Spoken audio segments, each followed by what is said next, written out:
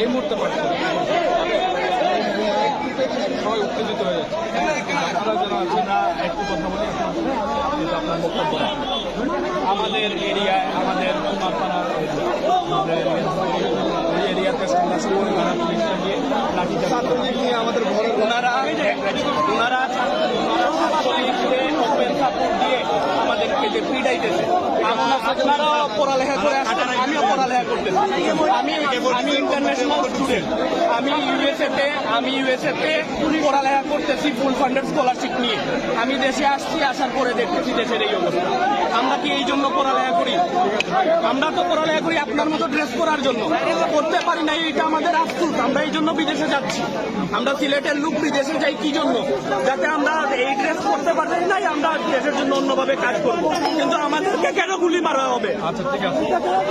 ওনারা ছাত্রলীগ নিয়ে চলে আসে আমাদের মহল্লায়। আমাদের মা বোনের গায়ে ওনারা হাত দিবে।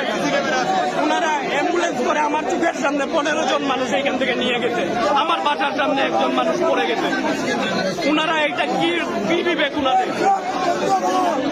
আপনাদের উপর আপনারা আমাদের আস্থার শেষ ভরসা, সেনাবাহিনী আমাদের আস্থার শেষ ভরসা। উনাদেরকে বলেন উনারা চলে যেতে আমাদের এরিয়াতে কোনো কিছু হবে না।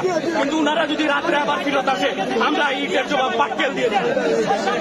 উনারা যদি আসে, উনারা ইটের জবাব পাটকেল, আমরা চলে যাব। কিন্তু উনারা যাতে না আসে।